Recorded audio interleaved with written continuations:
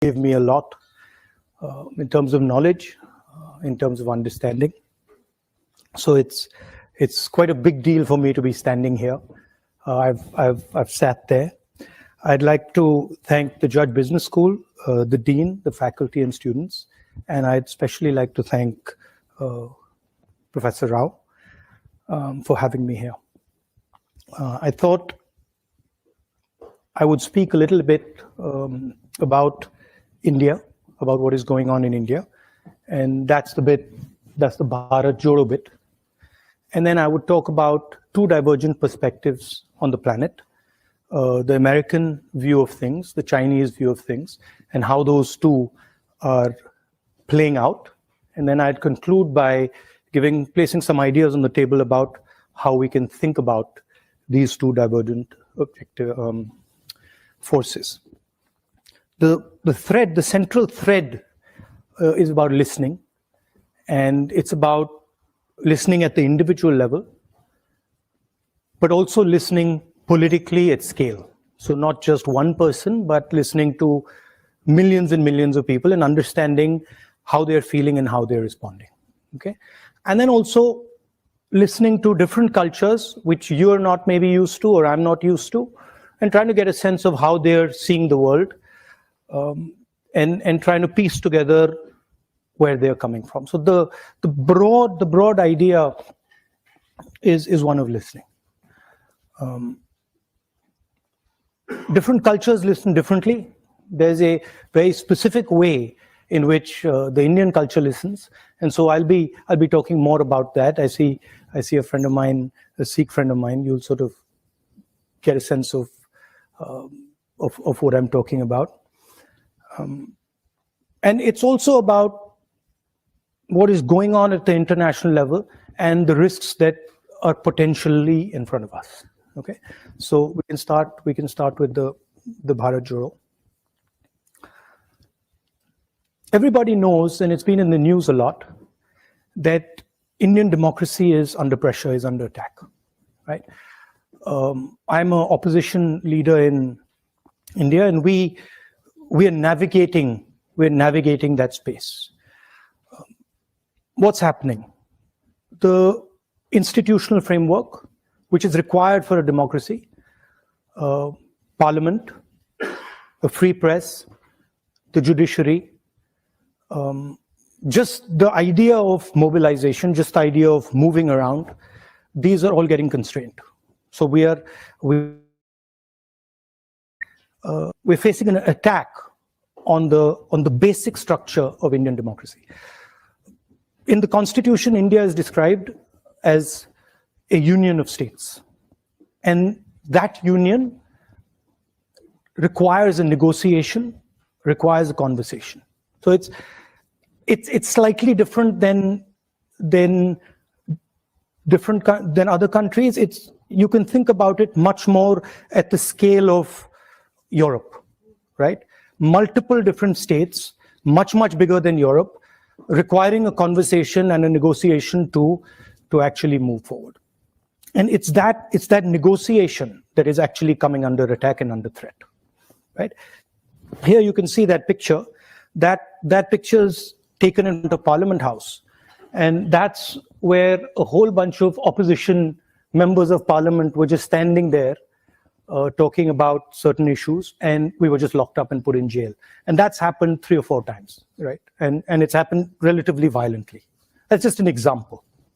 And you've also heard of the attack on minorities, the attack on the press.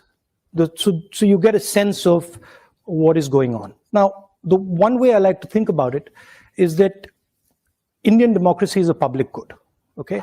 Because it is by far the biggest democracy. At least 50% of people who live in a democratic space live in India.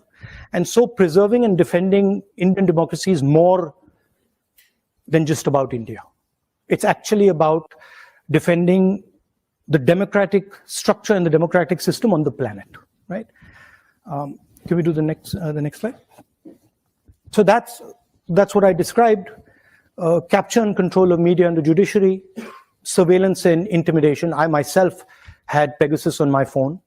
Large number of politicians have Pegasus on on their phone. I've been called by intelligence officers who tell me, listen, please be careful what you're saying on the phone, because we are sort of recording this stuff. So this is a constant pressure that we feel.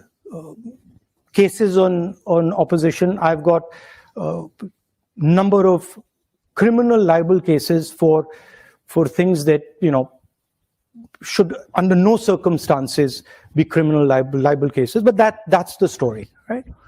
And that's what we're trying to defend. What we found as the opposition was that it's very difficult to communicate with people when you have this type of an assault on the media, on the democratic architecture. Can you go to the next slide? And so we decided to go back into Indian history and Indian culture, and we decided to use a very powerful tool that has been used in Indian history called the yatra. And that's Mahatma Gandhi doing a yatra against the British, which actually broke the back of the British Empire. It's called the Dandi Yatra. My Indian friends here will know about it. And it was a yatra that raised the issue of a salt tax. It was about 450 kilometers. The idea of a yatra is not just a journey, right? It's a journey, it's a conversation, it's listening to people, but at its heart, it's the idea of annihilating yourself. So at the heart of a yatra is the idea that you attack yourself, and you attack yourself by the distance that you walk, by the pressure you put yourself under, and that's the basic philosophy of a yatra. And the idea is that if you attack yourself and you shut yourself down, you shut your ideas down, then when someone speaks to you, you will be able to listen to him or her more effectively. That's the broad philosophical idea behind it, and it's there in a number of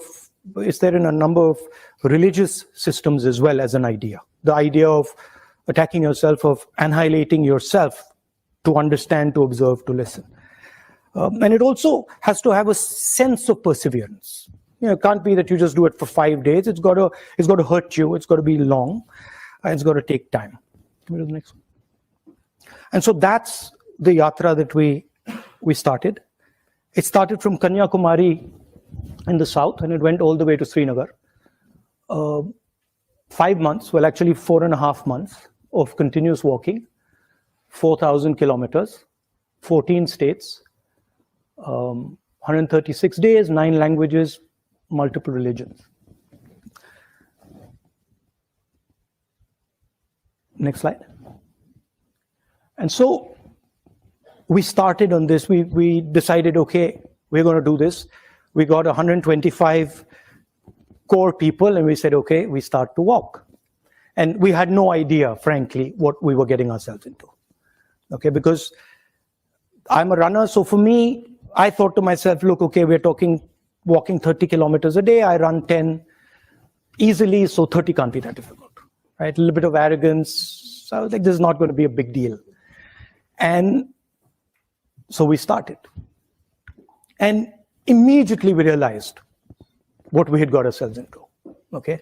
Because this was not actually about the distance at all, right? The distance was almost irrelevant.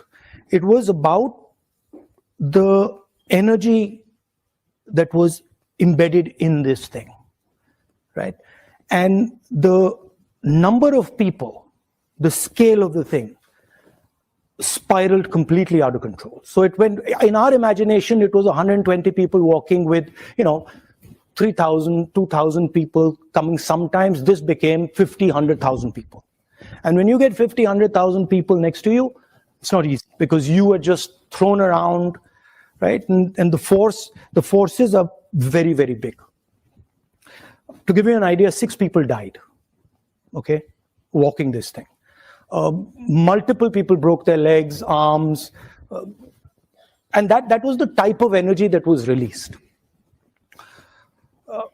What I did early on, I thought to myself, okay, so what is my responsibility in this? What do I have to do? And I came out with the concept, which was that when we're walking and there's this massive group of people and this pressure, I have to ensure that the space in front of me is safe, right?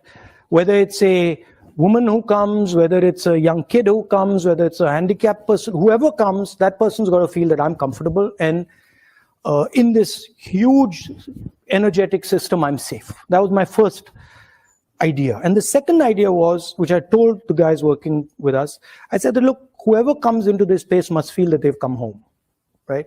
They should not feel that this is a political rally. They should feel that they've come to see their, I mean, there were many of us, so they've come to see their brother, or they've come to see their sister, or they've come to see their mother, and they should feel very comfortable over there. And then when they leave, they should have a feeling that I just left home. So we try to make it a personal, emotional connect with people. That was just an idea, and that's the idea here of creating this listening space. Can we do the next one? And that's what the thing looks like, right? And that's so you can see the space around me there, and there's others who are walking with me over there. There you can't really see it, and so there's massive pressure coming into that space, right? And these people are walking, and then we're inviting them into the space, and we're having these conversations, which interestingly, the moment we come up with the idea of making it a home, they stop being political discussions. So what was a political idea suddenly became a personal idea, right? And we started getting people who started talking to us about things that we never imagined that they would speak about, right? Just completely, as a politician, we're used to saying, okay, let's talk about employment, let's talk about, these type of things. And suddenly we were getting this emotional outburst of people telling us the most personal things. When you meet somebody, especially when you're a politician, the first thing you're trying to do is you're trying to tell them that you understand their situation, right? And even in business, that's the first thing you're trying to say. Look, I know what your problem is. I know how to solve your problem. That's the starting point. So when I began, that was my idea. Somebody had come to me, and I'm a farmer. Oh yeah, your problem is, with the seeds, and your problem is, the fact that you're not getting your insurance money, etc. These type of things, and very quickly that just stopped, because the number of people that I was dealing with, was just too much, and the pain. Then what also started to happen was my knee started to give me trouble. I had an old injury in college which had gone away, and then suddenly that thing started up, right? So in my mind, I was like, okay, I got to make sure that this is under control. And frankly, there's not much I can say now. And I just got to listen to everybody. And so what slowly started to happen is that my desire to speak just started to die, right?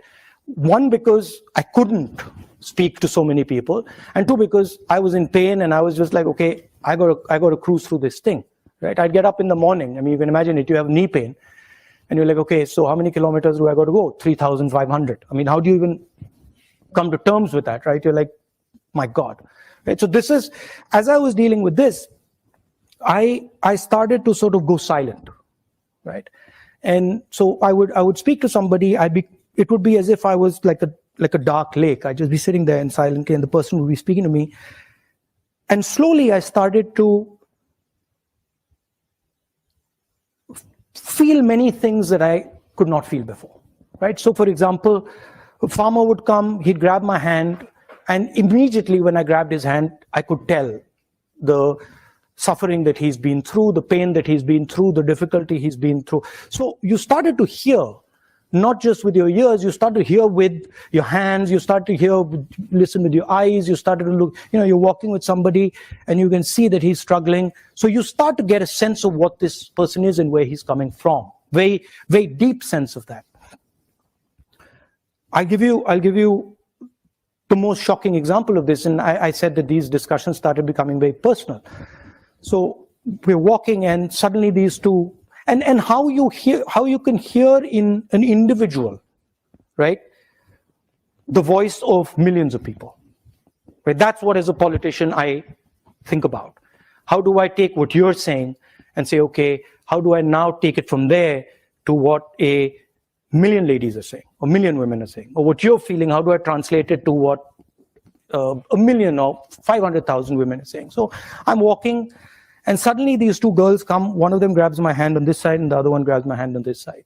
And when they grab my hand, I feel something I've never felt before, right, in their hand. I'm like, this is strange. The way they're holding my hand, there's something strange in it, right? It's like, almost like a desperate way of holding my hand. So I look at the girl and I say, tell me, what's happened? How are you doing? And she looks at me and she says, well, my sister and me, that's the sister, were gang raped by 5 guys. So this is not a personal conversation that you have with somebody you've just met. So I'm like, look, let's call the cops, right? That's my first reaction. I'm like, that's a real problem. Let's call the cops. And they're like, no, please don't call the cops. You can't call the cops. So why can't I call the cops? And they're like, well, if you call the cops, we'll be shamed. And then the girl says, and I'll never be able to get married. So I'm saying, what do you want me to do? They don't call the cops. So I was like, okay, so but then what do I do? If I don't call the cops, how do I help you? They're like, no, we just wanted our brother to know what has happened to us. And I said, yeah, you've told your brother what's happened to you, but now what do I do? And there's nothing you can do. And then they walked away, right? So now you extrapolate that and you can see thousands of women who have faced something like that, and you can see the pain that is there hidden. You can see the difficulty that they're dealing with. The other thing they said, the other thing I thought when they walked away, I was like, my God, so these girls have dealt with this, and now they're going to deal with it for the rest of their life, and they're never going to tell anybody. Right? And I thought, that's crazy. But that's it. Right? So these are the type of things that started to happen. And they started to change, as a politician, the way I look at people and the way I think about people and the way I react to people, right? Almost like a silence in me that is just, okay, say what you have to say and I'm quiet. And there's nothing I'm going to say. And tell me everything you have to say, right? And then once you've told me, I'm not telling anybody, right? Which is trust. So that's what this yatra started to do, and it started to happen with kids. I'm walking I'm walking, and just to give you a flavor of India, I'm walking, and there are these little beggars who come, little kids, and they come and they hug me and stuff. So I'm fooling around with them, and another man comes and says, "Don't do that." So don't do what? He's like, "Don't touch them." I said, "Why?" He says, "They're dirty." So I said, "No, you and me are dirtier than them." Right? So you can see then these ideas that are floating around that suddenly you never heard them before. You never heard, or you didn't get the granularity of it anyway. And then can we go to the next? Yeah. So that's a Sikh mechanic. You can see his hand there, and this is a girl whose house has been broken. Whose house I think has been smashed. Anyway, next. Now this is where the thing gets really interesting. So we are going through all the states, and Kashmir is a state which is insurgency prone, right? There's there's a lot of violence. There's been quite a lot of violence for many years. In fact, that picture there is me putting flowers on the spot where almost 40 soldiers were killed by a car bomb some years back. So we arrive in Kashmir, and Kashmir is this so-called violent place. And as I'm entering Kashmir, the security guys come to me and say, listen, we need to talk to you. So what do you need to say? And they say, well, look, the thing is, you can't walk in Kashmir, right? It's not a good idea. We're walking 3 days, and we're walking 3 days in the roughest districts. So you can't walk in Kashmir. It's a bad idea. So I'm like, why can't I walk in Kashmir? And they're like, well, because you'll get hand grenades thrown on you. So now I'm responsible for 120 people I'm working with, right? So I'm like, look, let me go and have a little word with them. And so I go and have a little word with them and say, look, they're telling us they're going to get hand grenades thrown at us. And they're like, okay. And I was like, frankly, I want to walk. I mean, you know, if we get hand grenades, we get hand grenades. So they're like, yeah, we should all walk. And so we decided we're going to walk. And we start to walk. And suddenly what starts to happen is these Indian flags start coming everywhere, right? Everywhere, they just start coming out, right? The first day we're told about 2,000 people are going to show up, and 40,000 people show up, right? And that thing over there, where I'm sitting on that Jeep, is because the police and security system just been overloaded, and it's collapsed, right? Because they can't manage the crowd. And if you look carefully, you'll see the panic on the security people's faces. Anyway, they pull us out of that and say, this just doesn't work. We can't go through this in this manner. And then the next day they set it up properly, and then we go through. That's us entering Kashmir where the mountains are. That's on the first day. And then the really interesting thing happens. So we've been told we're going to be killed. We're walking, and people are coming, and then one guy looks at me and he says, call me. So I'm like, come. And the security people have said, listen, please don't do this. Please don't call people. Like, we walk here, don't call people, because this is putting everybody at risk. So the guy says, call me. I say, come. So he comes. He comes, starts walking next to me. And he says, Mr. Gandhi, you've come here to listen to us. So I'm like, yes. So he's like, that's interesting. He's like, you really come here to listen to us? And I'm like, yes. So he's like, good. And then he says, you see those guys over there?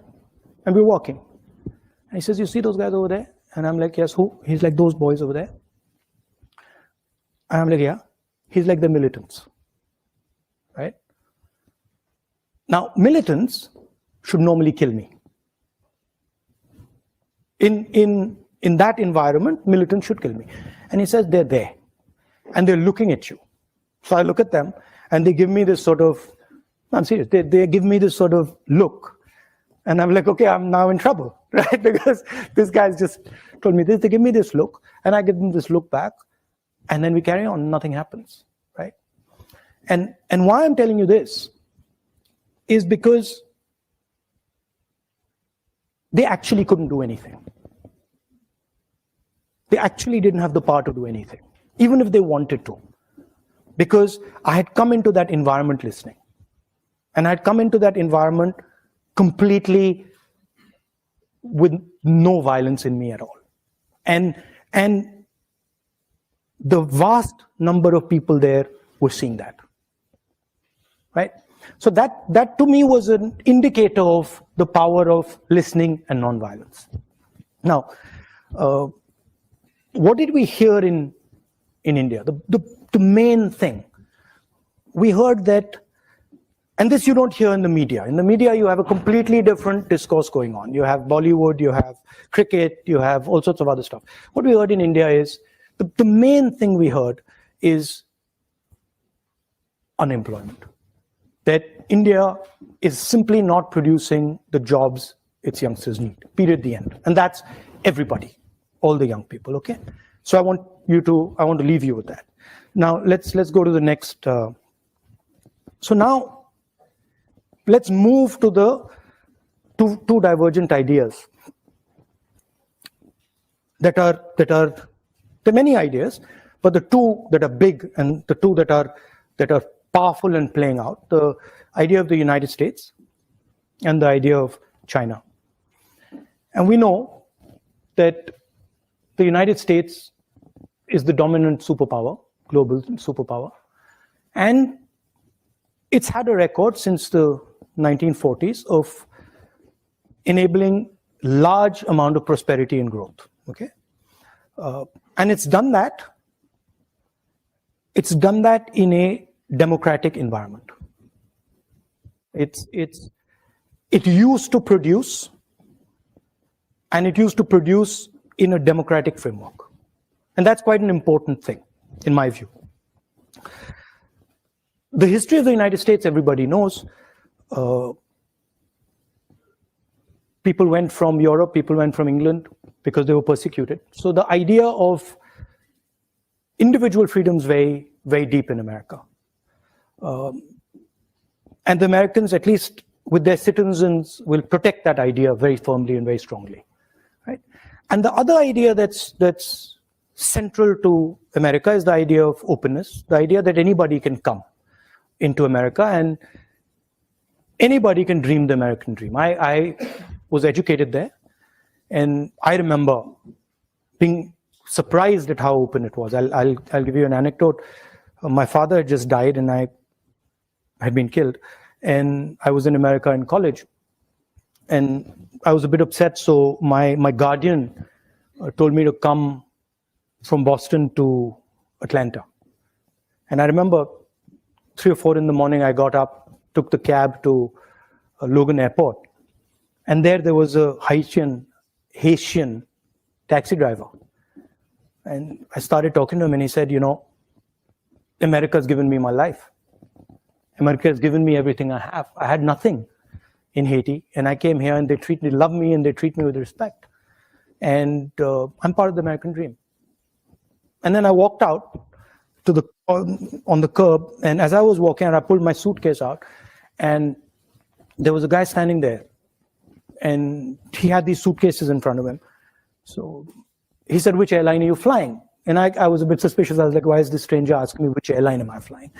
And anyway, I hesitated, and I told him, and he said, oh, you can do curbside check-in.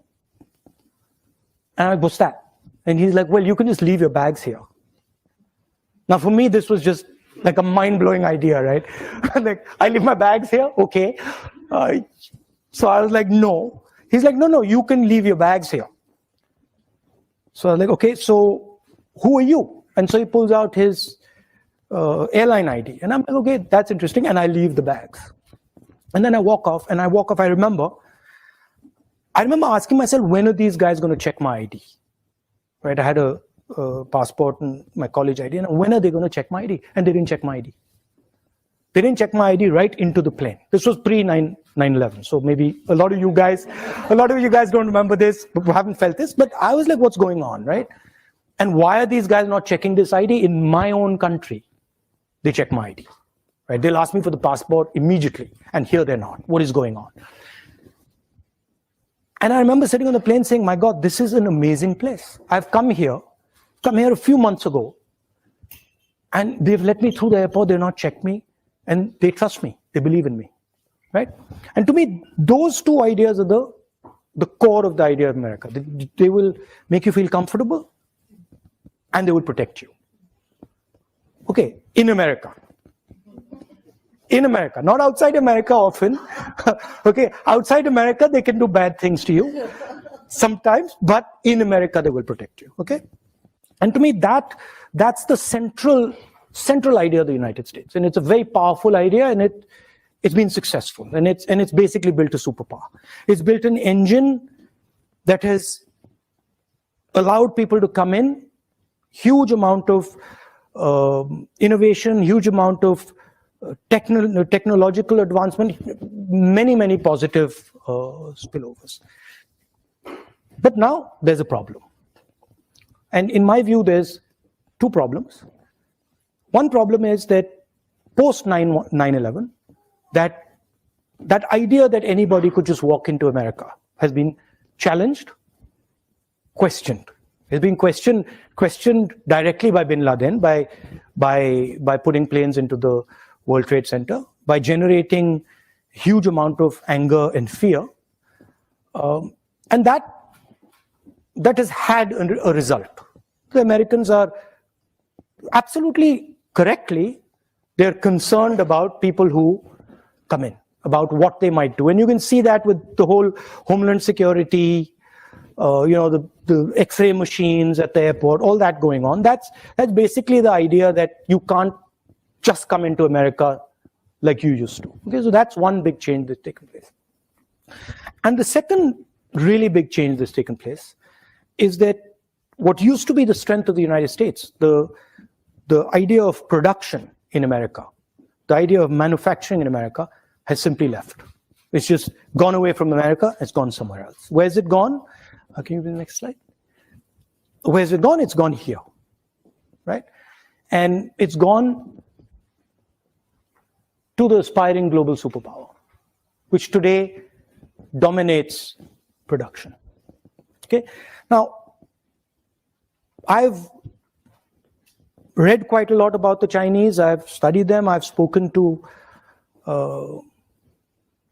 senior leaders. I've spoken to people who think about China. I'm not an expert, but I have a decent understanding. Okay? So bear that in mind. Now, the way the Americans value individual liberty, the Chinese value harmony. They are not, individual liberty is not central to their idea. Okay, their idea is much more about the society being in harmony, because they've had massive tremors, right? They've had huge amounts of pain. They've had revolution. They've had civil war. They've had the Cultural Revolution. So what they don't want is that things go out of control, that things spiral out of control and disorder comes, which is legitimate. It's, for them, it's as legitimate as individual liberty is for the United States, right? For them. One conversation that I had really struck me about China, and it's shaped how I think about it. Okay, and the conversation was with a senior gentleman of the Communist Party, and I asked him, I said, tell me, what is China? Right? I said, is China a country? He says, yes. And I said, okay, is China a nation? And he said, yes. I said, no, but give me a Chinese explanation of what you are. And so he says, look, Mr. Gandhi, I'll explain it to you. He says the Yellow River comes down from the Himalayas. It flows down. And it has unlimited power. It has unlimited energy in it. He says, if Chinese civilization orders itself and organizes itself effectively, which it does on the coast, mostly, it can harness the power of the Yellow River. And when it harnesses the power of the Yellow River effectively, China rises. He says sometimes what happens is the Yellow River comes with all its energy, and China cannot organize itself to harness its energy. And then there is disorder in China. And the energy havoc in, and then flows into the sea and is wasted. And I thought this was a completely different way of thinking about a country than anything I had heard from any Western politician. I had never heard anything of this type, right? If you ask American politicians, what is America? It's land of the free, right? They don't start talking to you about the Mississippi River, and that's, I never heard it. Maybe they do. Okay, but so China looks at energy. China looks at flow. China looks at processes, right? And China tries to shape them. Now, if you use that metaphor, you can see some of their actions flowing out of this. right? You can understand now what the Belt and Road looks like and why it does what it does. Because Chinese, the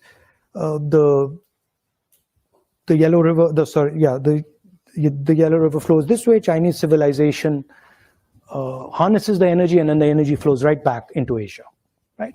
You can understand what the Three Gorges Dam is, right? And I get the sense, and maybe I'm wrong, but I get the sense that the infrastructure that you see in China, the railways, the airports, the dams, they are actually, in the Chinese mind, they are emerging from nature. They're emerging from the power of the river, and they're, in a sense, China sees itself as a force of nature, right? And is embedded in nature. Whereas the West, America, does not see itself as embedded in nature. It sees itself as placed on top of nature. Okay? Now this completely changes how you think about things. And this explains, to me at least, why the Chinese would be so interested in harmony, and why, and how they would think about it. There's another conversation that, for me, was absolutely fascinating. And I started, when I get into conversations, I tend to pester people, ask them silly questions and stuff. So I started asking this other gentleman about IP, right? And I said, look, what do you think about IP? And he's like, no, we completely agree with IP, and IP makes sense. Intellectual property is fundamental. And I asked him a couple of times. And then he made two very interesting observations. So he says to me, in the middle of the conversation, he says, Mr. Gandhi, people don't invent things. Things emerge, right? Completely different viewpoint. In the United States, Steve Jobs invents something. In China, things emerge, meaning processes happen, and then out of those processes, things come out. And he says, why should somebody who is, anyway, he says, even if things are invented, why should someone who has invented something have perpetual rights on it? So what if he's invented it? Why should he have a monopoly on the benefits of that thing? To me, this was quite a profound statement. And I said to him, look, the logic is that you give him the right to give him an incentive so that he invents again, right? I said, how do you think about incentives? He says, well, very simple. The person who runs fastest wins, right? We don't really care if he invented it. If he can run fast enough and other people can't catch up with him, that's good enough incentive for him, right? So here you see two completely different ideas. One, that they're a force of nature, and two, powerful ideas, as powerful as American ideas for them, right? And two, that people are not actually inventing things, processes, energy, things are emerging from processes and energy. Okay, and this makes their worldview completely different. One last thing. The organizing principle of the United States, and something that you're very, very intimately associated with, is the corporation. Your lives will all be about corporation, or most of them will be about corporations and sales and marketing and elements of a corporation. And that's how America organizes itself. And I think embedded in this is the central innovation of the Chinese. Pre-collapse of the Soviet Union, there were two organizational systems on the planet, broadly. There was the American system, Western system with the corporation, and there was the Soviet system, and in those days, the Chinese system with the state. State did what the corporation does. And post the collapse of the Soviet Union, Can we go ahead? Is that no, I think they removed that quote. Post the collapse of the Soviet Union, the Chinese did something very innovative. And if you've heard the quote, you might have heard a quote by Deng Xiaoping saying that it doesn't matter the color of the cat as long as it can catch the mouse. Have you heard that quote? Yeah. So I think what he was saying in that quote was that actually we will organize ourselves using the cooperation, just like the West, right? But we will do one further thing. Inside the cooperation, we will embed the Communist Party. So it's a hybrid. It is exactly like the United States as far as the cooperation is concerned, and then it's got a magic trick in it, which is that inside the cooperation is what they call the instrument of the people, what we call the Communist Party of China, right? And this does something fundamental. What it does is it allows the Communist Party of China to have a full monopoly on information in the country, which the government of the United States doesn't have, or the government of India doesn't have, or the government of most other countries doesn't have, because there's a separation between the state and the corporation. And this gives them a huge advantage in artificial intelligence. It gives them a huge advantage in all sorts of, in cyber warfare, etc., etc. I'm just placing that on the table. So those are the two broad ideas. One is the maritime idea. The other is projecting right through Asia, the Belt and Road. And the contest is basically, is the planet going to be terrestrial? Is it going to remain maritime? What's going to be the balance? And China sees itself as dominating the terrestrial space and contesting the maritime space. That's how it's playing out. Now, to the conclusion. So a couple of things are very clear. The first thing is that there's a huge communication gap between what people are saying and what the media and vested interests are saying. It's just completely divergent, right? And that's a huge problem, because at least in our country, and I'm sure in the West, there's a disconnect between what people are actually feeling and what the media is saying they're feeling. Okay, that's a problem.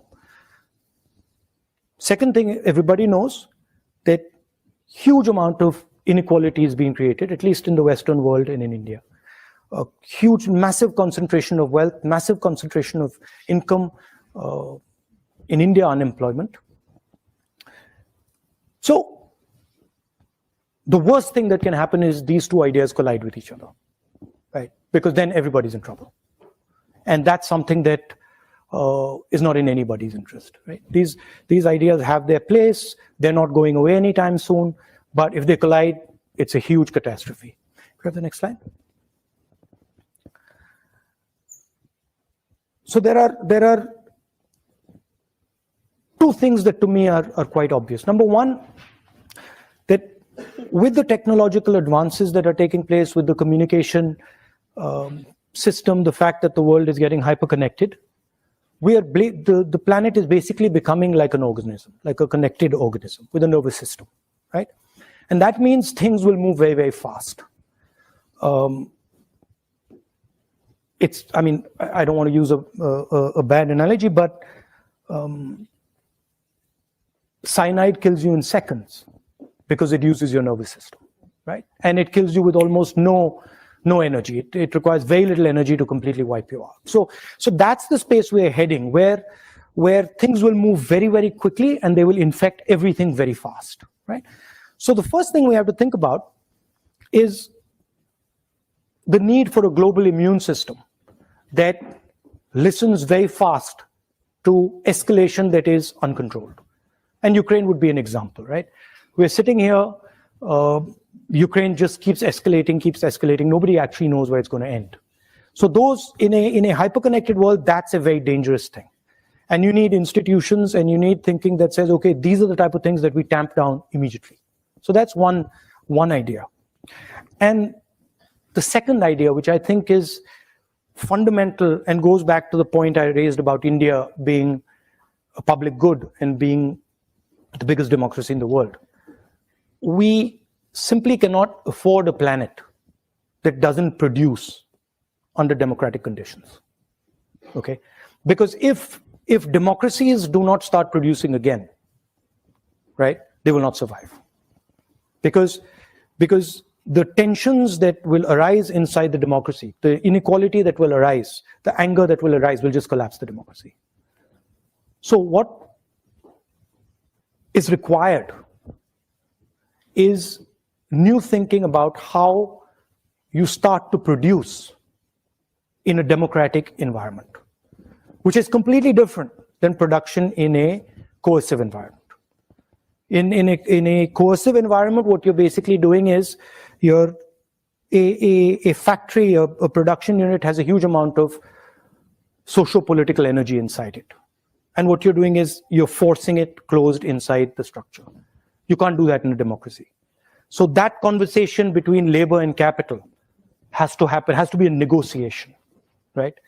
And I think that's where a lot of the thinking has to happen.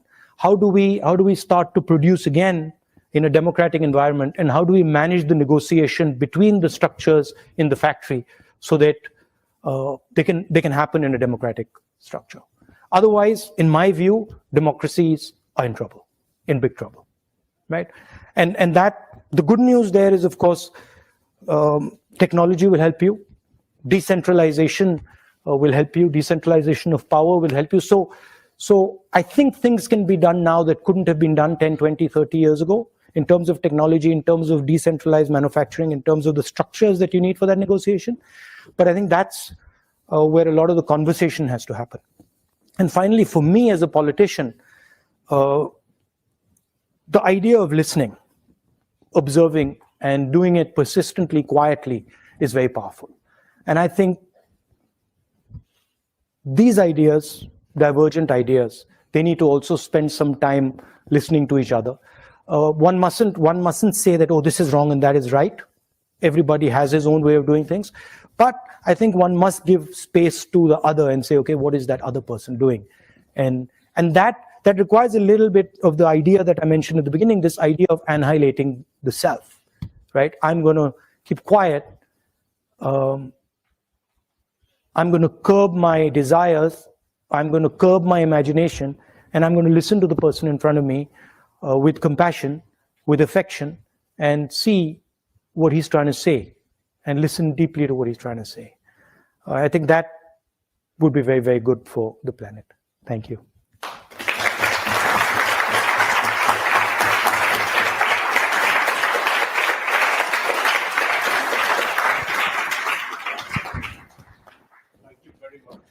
Thank you. Profound, yes. I mean, I think we're still thinking about the ideas. Thank you. Thrown at us. Do we have any time for questions? Did I overshoot? Yes. Okay. All right. Thank you. Questions? No, we got some questions from the audience already. All right. All right.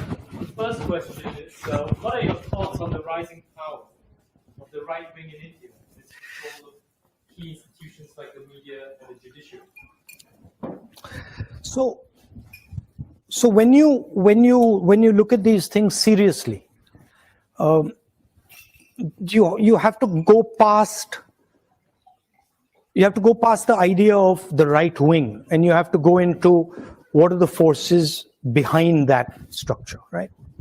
So what is causing that sort of change? Number one, massive concentration of wealth in few people's hands. Number two, complete control of the media as a result of the concentration of wealth. And number three, the lack of production in India, right? So if you have people working in factories, right, they can organize themselves politically. And if you can organize yourself politically, you can get a counterforce to right-wing mobilization. The problem is the bulk of India's people are unorganized labor. So it's very difficult for them to organize.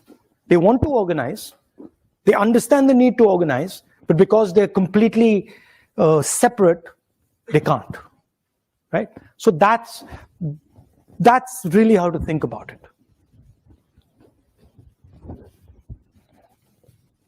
The next question is from Meku. How will you heal what is a highly divisive and polarized India? What would you say to the voters of the opposing party to help bridge differences? Opposing party, you mean the people in power? I mean, I can say a lot, they don't listen. I can keep saying it, they don't listen. So, I think, can you show me that picture of the large crowd there? Not that one. That's a different type of crowd. That's a different type of crowd.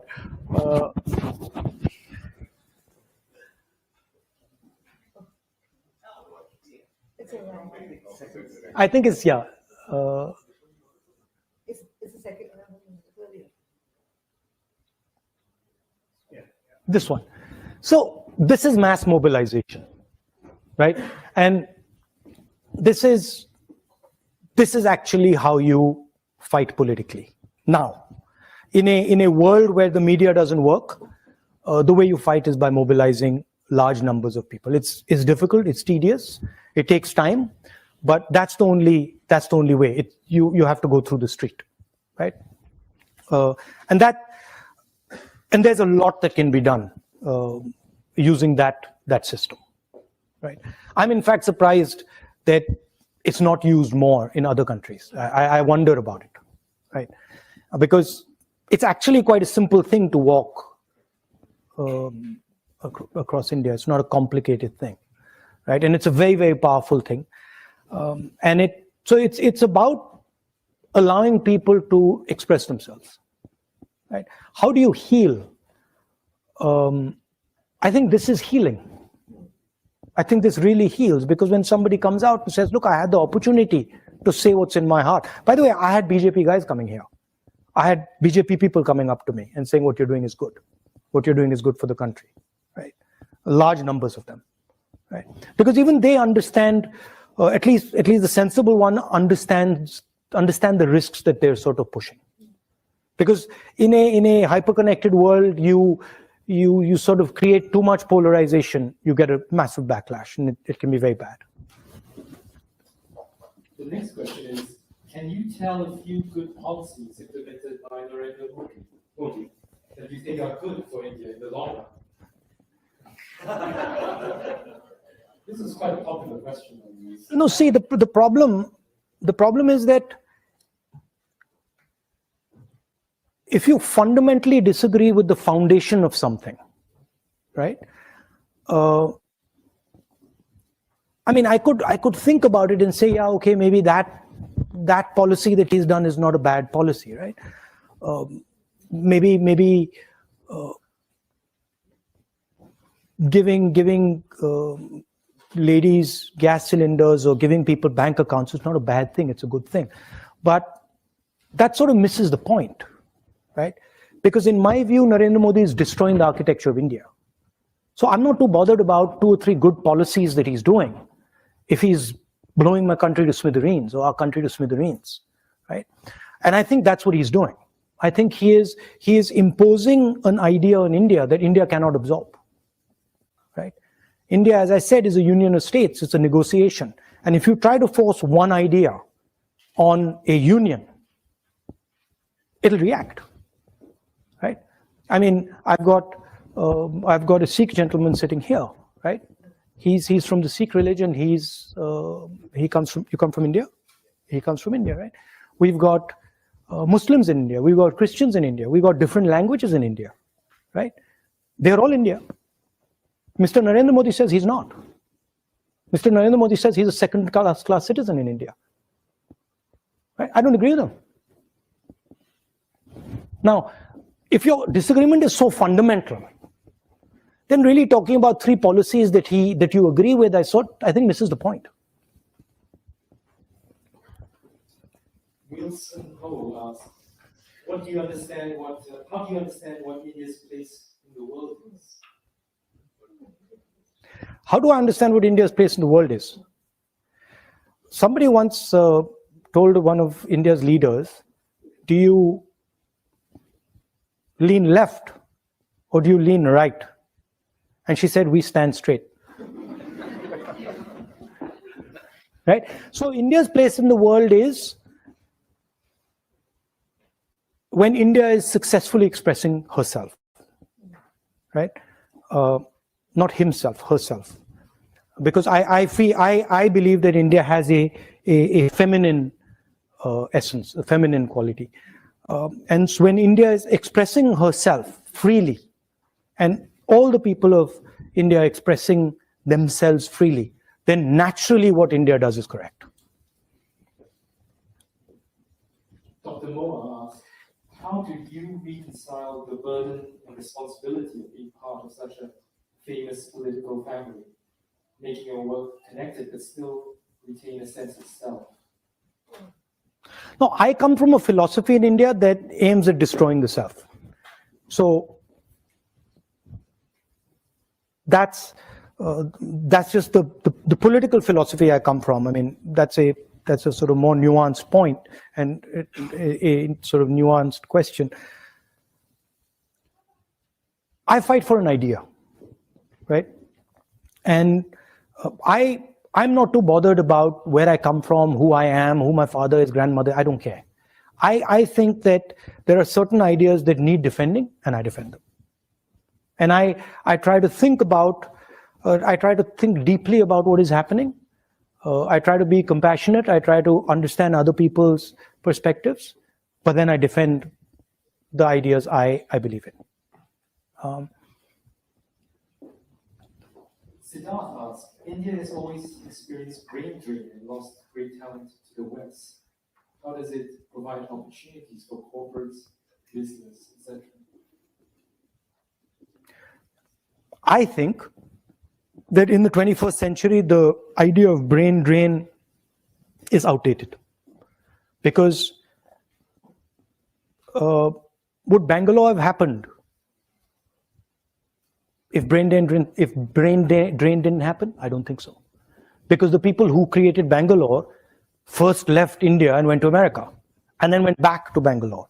So the question is not about brain drain. The question is, are you able to create the conditions in India that brings people back? Are you, and this is something I think the Americans used to do very, very well, right? People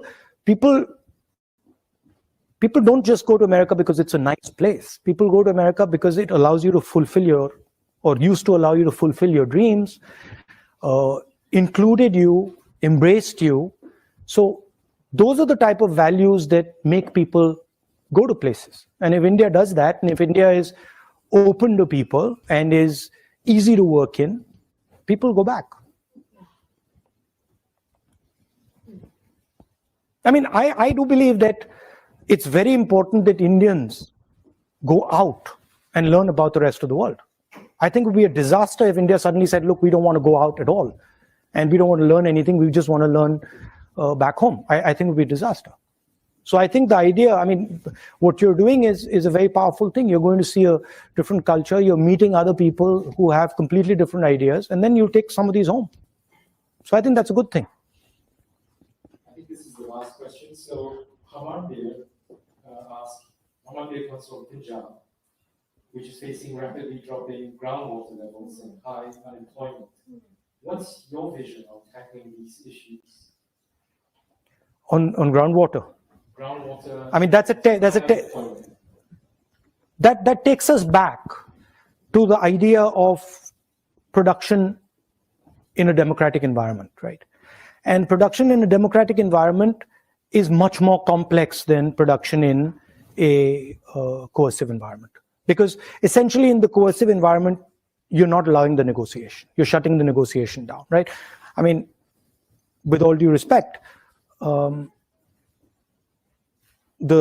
PLA takes care of the negotiation in China, right? Of the social pressure of the factory. The social pressure of the factory is taken care of by the PLA. Now, if you have such a force that takes care of the production negotiation, that force is going to control your government, right? So if any country decides that, look, what we're going to do is we're going to coercively control manufacturing, well, it won't be a democracy. because the people who will coercively control it will take over the country, right? So production in a democratic environment is difficult. It's not easy. It's been done. The Germans do it very well. Other countries, the Koreans do it, the Japanese used to do it, America used to do it very well, right? But it needs a new imagination.